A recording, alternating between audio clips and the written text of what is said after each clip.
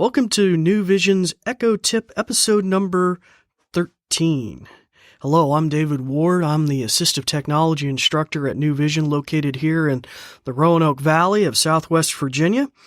And today we're going to be zeroing in on a particular skill or feature of your Amazon Echo, and that deals with spelling and definitions. I don't know about you, but spelling sometimes is a real challenge for me, and so this is really a helpful tool, and out of the box works with every Amazon Echo. So once again, spelling and definitions is what we're going to be zeroing in on today. And so let's get right into it. So the first thing I'm going to ask you to do is press that microphone button on your Amazon Echo. And you'll find that located on the top of the unit. It's got a little picture of a microphone with a slash through it. And the reason we want to press that is because I'm going to be demonstrating things I can say to my Echo here in the studio, but we don't want your Echo at home to be responding or in the office responding and probably causing hiccups in listening to this tutorial. Now that you've had an opportunity to do that, let's start practicing about spelling and definition. So let's start with a definition. Alexa, define autodidact. The word autodidact means a person who has taught himself.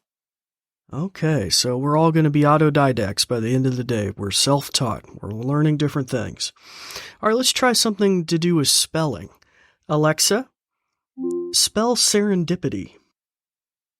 Serendipity is spelled S-E-R-E-N-D-I-P-I-T-Y. All right, so very powerful there. We got our spelling. Now, an interesting limitation or challenge that I had presented to me is I had a student once, he said he never learned to read and write very well.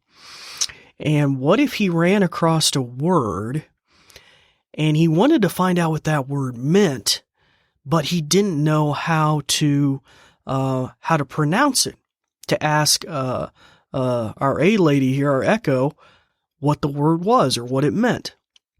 So he knows how it's spelled, but he doesn't know how to pronounce it. So actually, there's a trick to working around this, and you can actually spell out the word and ask her to define certain things. Now, it doesn't always work perfectly. Sometimes she'll default to maybe, like, say, if it was an acronym or something, she'll maybe default to that.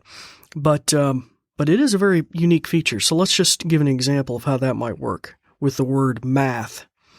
Alexa, define M-A-T-H. The word math means a science, or group of related sciences, dealing with the logic of quantity and shape and arrangement.